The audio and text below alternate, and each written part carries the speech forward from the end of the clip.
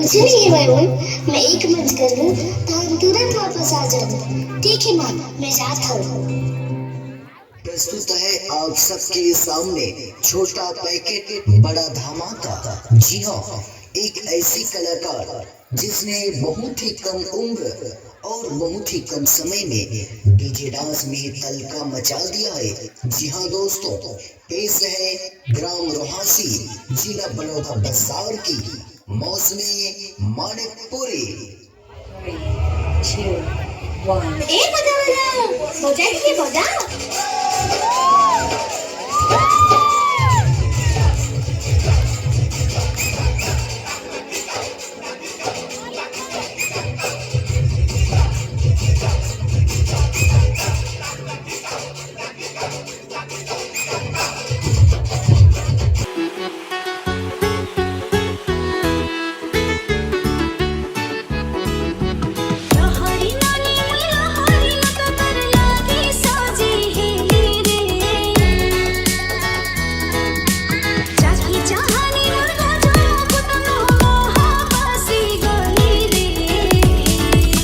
DJ Sonu.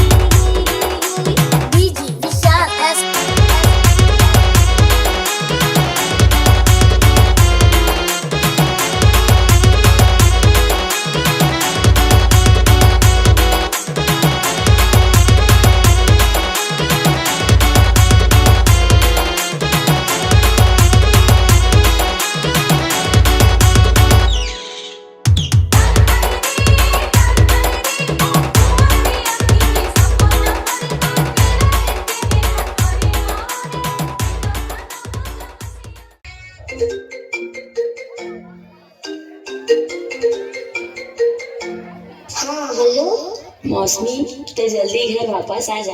तो माँ की तबीयत बहुत ज्यादा बिगड़ गई। का? लेकिन दीदी, मैं तो दूसरा मंच में आ गई हूँ।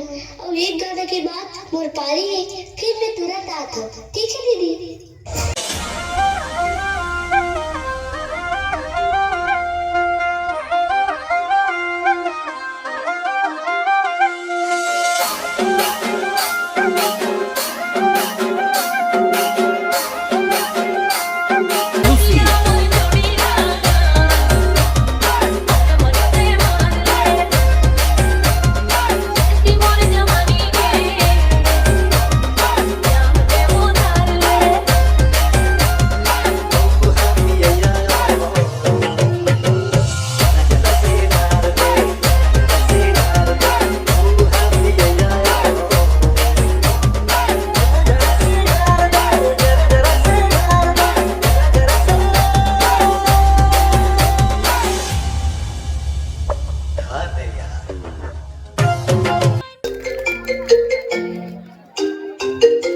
हेलो मौसमी।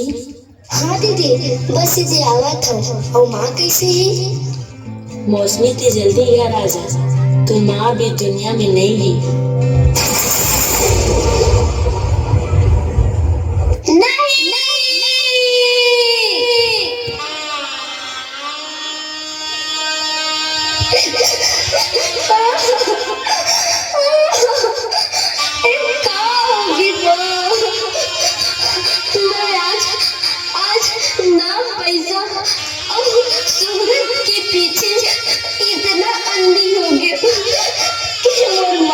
समय नहीं दे पाए हो। आज मोर दुनिया ही लुटा गए।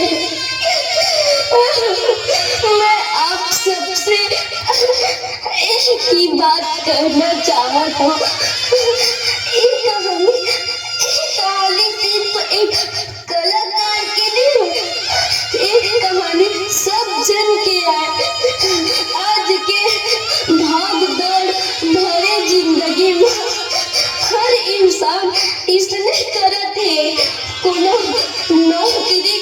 पीछे भागत है, तो कोनो बिजनेस के पीछे भागत है। हर आदमी अपन काम बूता का बिजी है कि अपन परिवार ला समय दे दिए आते। मोर आप मन से आते के निवेदन है कि काम होता तो जिंदगी भर लगे, कुछ समय निकाल के अपन परिवार ला भी समय दो।